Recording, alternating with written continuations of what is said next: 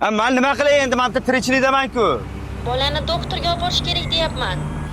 Uyda dori ko'p-ku. Dori berib tuzalib ketadi. Assalomu alaykum. Bo'pti, dori berarman. Bo'pti, keyin gaplashamiz, klient keldi. Va alaykum assalom. Keling aka, marojni beraymi? Muz qaymoq qachon tayyorlangan? Qiziq savol bo'ldi-ku. Normal savol berdim. Muz qaymoq qachon tayyorlangan? Yaroqligi muddat qachongacha? Siz marojnini yemoqchimisiz yo marojniga uylanmoqchimisiz? Bu Andijon muz qaymoq emas-a? Yo. Bu Andijon muzqaymoq. Andijon emas, Andijon. Yaroqlilik muddati o'tgan muz qaymoqni yeb odamlar kasal bo'layotganidan xabaringiz bormi? Endi ko'p yesa shamollaydi, tomoq og'riydi. Aka. Aynigan muz qaymoqdan odamlar zaharlanyapti. Hatto o'layotgan bolalar ham bor. Endi hozirchi ba'zi bir bolalarni immuniteti pastda. Bo'lmasa bitta marojniy ham o'lib qoladimi?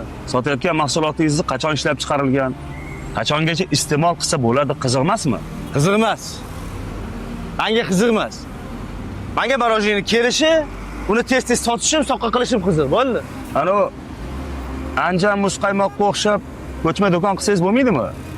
Uning uchun yana rasxod qilishim kerakmi? Lekin xotirjam bo'lasiz. Mahsulotingiz sifatli turadi. Menga qiziq emas dedim-ku. Ha. Dadasi, o'g'limiz og'irlashib qoldi. Og'zidan ko'pik Nima? kelyapti. Tez doktor chaqir. Hozir boraman.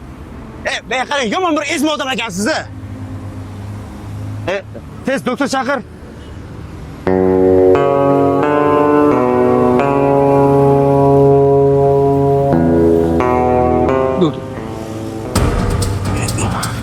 Siz bu yerda nima qilyapsiz?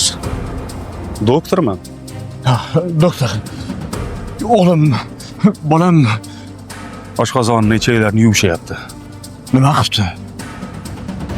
Yaroqlilik muddati o'tgan dori ichgan.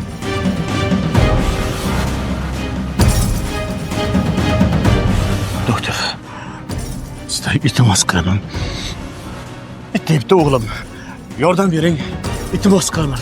Qancha bo'lsa beraman, aytganingizni beraman. Iltimos. Qiziq emas. Tushundingizmi? Pulingiz qancha bo'lsa ham qiziq emas. Bolangiz bu holatida qiziq emas. Ishqilib virus qonga o'tmagan bo'lsa. Sotayotgan mahsulotingizni qachon ishlab chiqarilgan? Qachongacha iste'mol qilsa bo'ladi, qiziq emasmi? Qiziq emas. Menga qiziq emas. Menga marojniyni kelishi, uni tez-tez sotishim, soqqa qilishim qiziq, bo'ldi.